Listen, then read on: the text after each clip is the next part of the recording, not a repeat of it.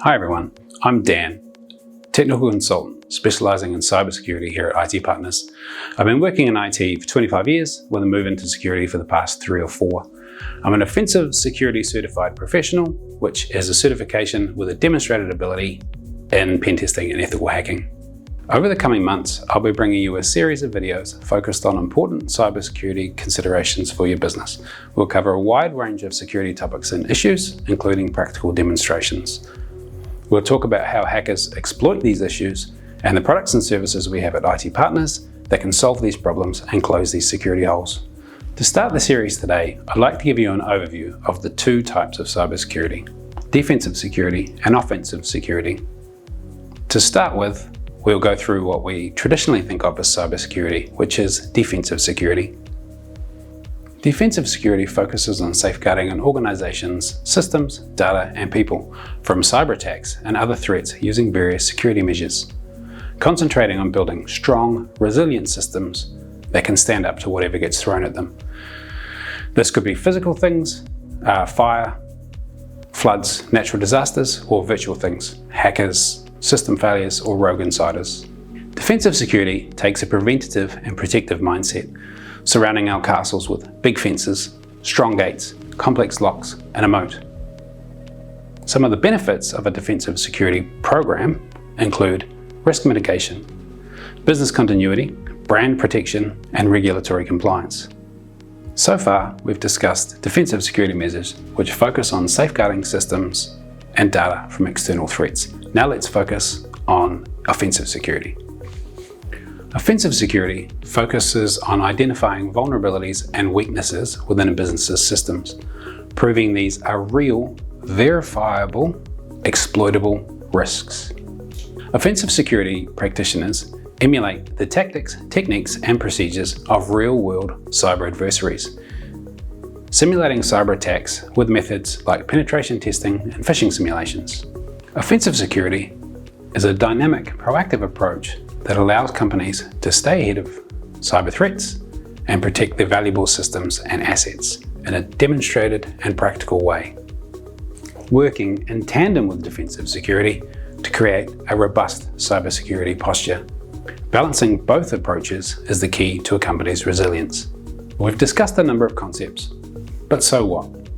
We can imagine the potential impacts of not having a defensive and offensive security program in place. So let's take this a step further and delve into a practical demonstration of how a hacker would exploit these vulnerabilities in a real-world scenario.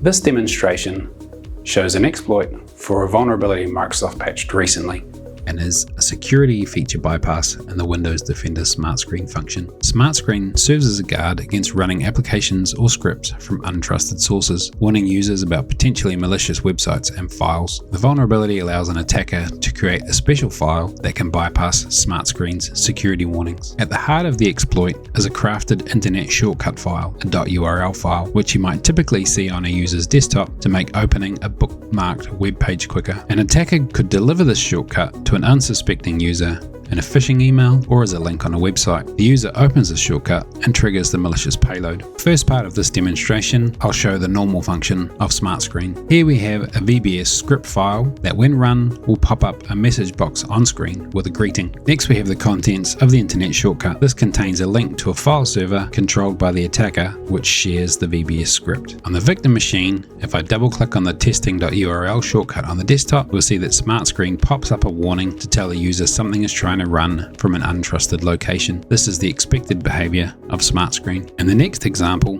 we have the contents of the internet shortcut trying to call the same script file from the same file server. This time, the VBS script file is stored inside a zip file or archive file on the attacker-controlled file server. On the victim machine, if I double-click on the testing2.url shortcut on the desktop, we'll see that the VBS script will execute without popping up the untrusted location warning, and the message box will display on screen. Here we have a more advanced version of the internet shortcut. This one calls another VBS script from the attacker-controlled file server. This VBS script file will download and execute a PowerShell script file and pop up a message box on screen, warning the user that they have been successfully hacked. PowerShell script will open a reverse command shell between the victim computer and the attacker control computer. When this shortcut is run, you'll see the PowerShell window will pop up and minimize, but this could be configured in such a way that nothing pops up, and then the message box telling the victim they've been hacked will pop up.